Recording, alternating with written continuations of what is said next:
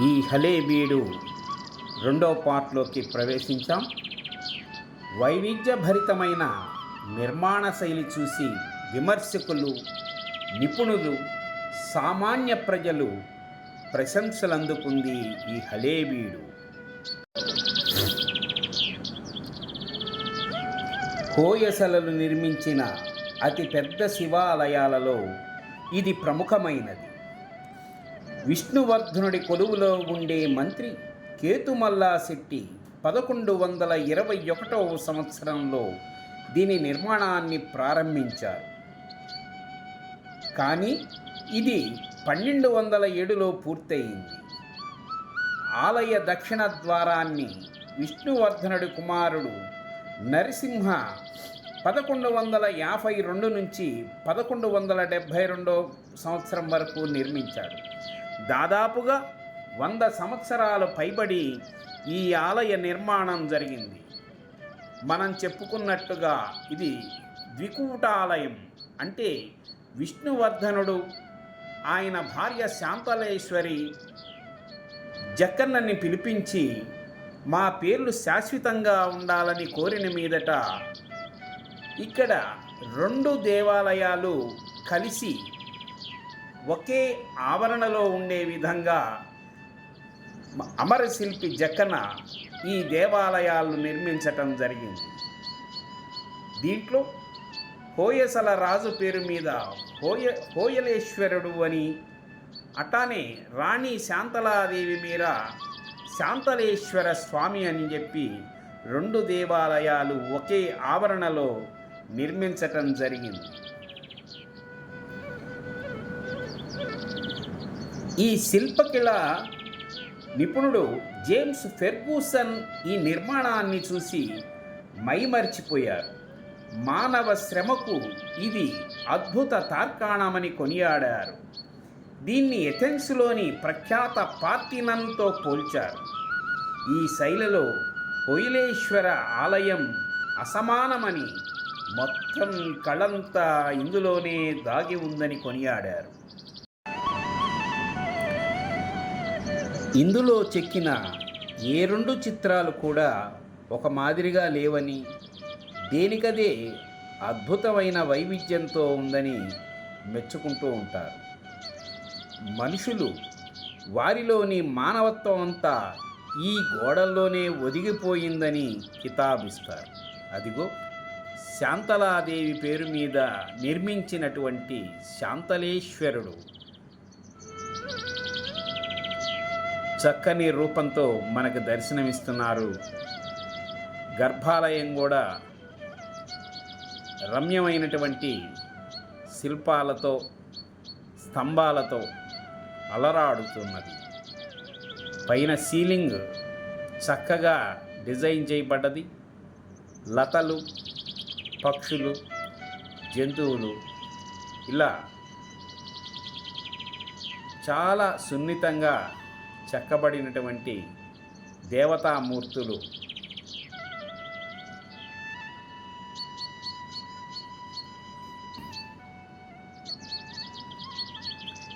భారత నిర్మాణ శైలిపై విస్తృత పరిశోధనలు చేసిన పెర్సీ బ్రౌన్ మనిషి చేతిలో రూపుదిద్దుకున్న అద్భుతమైన కళాఖండం ఇదని ప్రశంసించారు. దీని నిర్మాణ శైలి, చెక్కిన విధానాన్ని మరి దేనితోనూ పోల్చలేమని భారతీయ విమర్శకులు చెబుతూ ఉంటారు.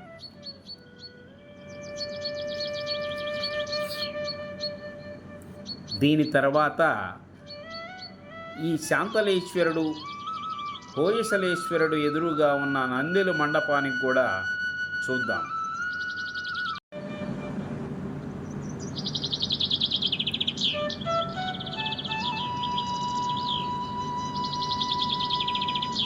ఇది శాంతలేశ్వరుని ఎదురుగా ఉన్నటువంటి నందీశ్వరుడు.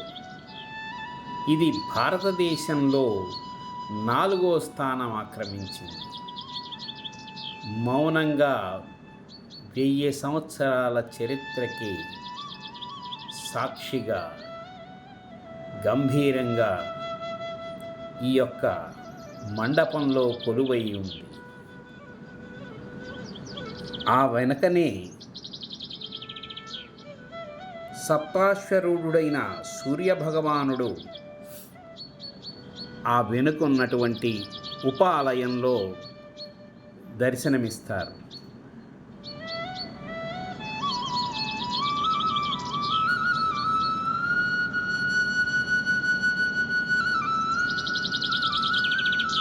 ఈ భారీ ఆలయం అద్భుతంగా మలిచిన పైకప్పును ఈ యొక్క అందమైన స్తంభాలు, అందంగా చెక్కిన వాటి మీద మదనికలు, అంటే దాదాపు ఆ స్తంభాల మీద అందమైన యువతల యొక్క శిల్పాలు పాడైనవి, కొన్ని చోట్ల మాత్రం ఉన్నాయి. ఈ అద్భుతమైనటువంటి సౌందర్యంతో ఈ యొక్క నంది మండపం అందరినీ విశేషంగా ఆకట్టుకుంటూ ఉంటుంది.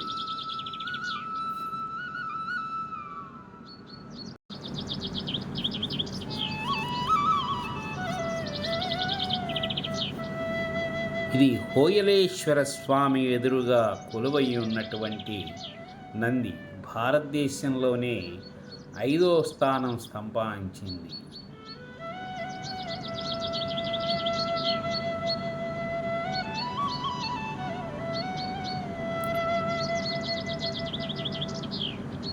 చక్కని అందమైన మండపంలో ఈ నంది కూడా ఉన్నది. చుట్టూతా కూడా పచ్చని దుప్పట్లు పరిచినటువంటి ప్రకృతి పూల చెట్లతో దూరంగా అక్కడ హలేబీడు మ్యూజియం కనిపిస్తుంది. శిథిలమైనటువంటి వాటినన్నిటిని కూడా అందులో భద్రపరచడం జరిగింది.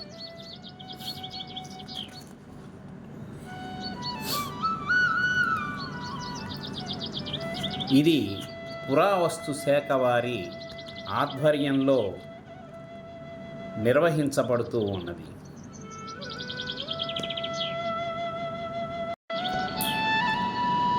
ఆలయంలోని దిగువ భాగమంతా అందమైన లతలతో కూడిన గోడలు నిండుగా ఆవరించి ఉంటాయి.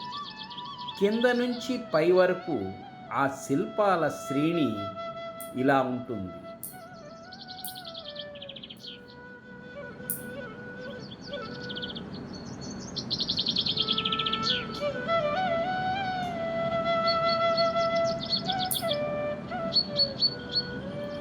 మొత్తం కూడా నక్షత్రాకారంలో దేవాలయ నిర్మాణం జరిగి ఉంటుంది.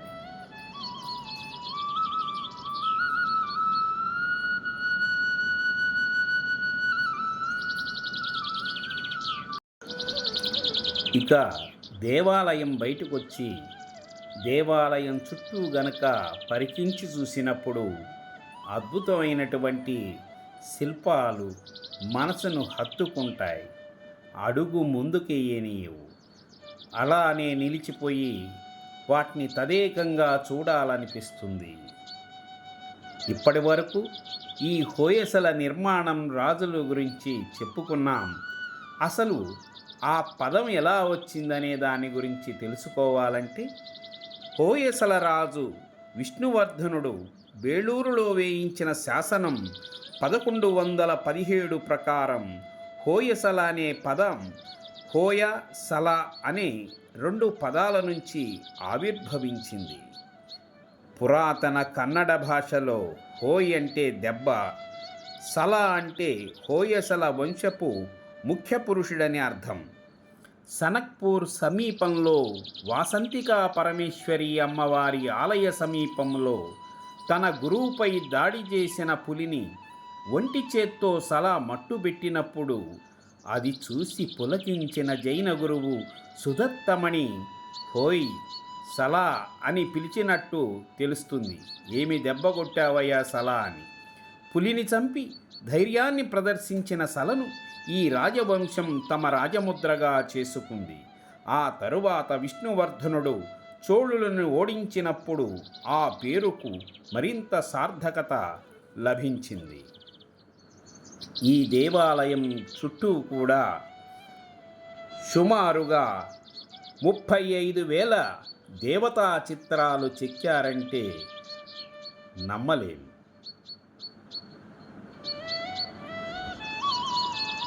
జక్కనాచార్యులు వారి కుమారుడు డక్కనాచార్యులు 2,000 మంది శిష్యులతో 103 సంవత్సరాలు వీటిని చెక్కటం జరిగింది.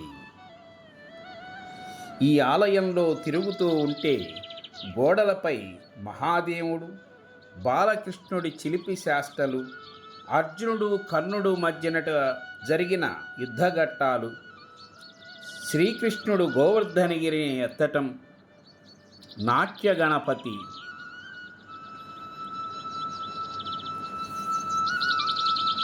నాగదేవతలు, కాళికాదేవి, శివపార్వతులు,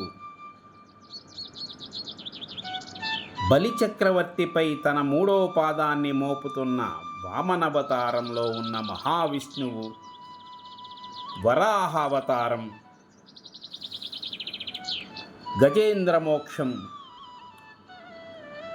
మత్స్యయంత్రాన్ని ఛేదించటం, వానరసేన శ్రీరాముడికి ఆభరణాలు అందించటం, అభిమన్యుడు చనిపోయాడని తెలుసుకొని శ్రీకృష్ణుడు అర్జునుడు రథం దిగి సరస్సులో స్నానానికి వెళ్తుంటం, హిరణ్యకశిపుణ్ణి వధిస్తున్నటువంటి నరసింహస్వామి,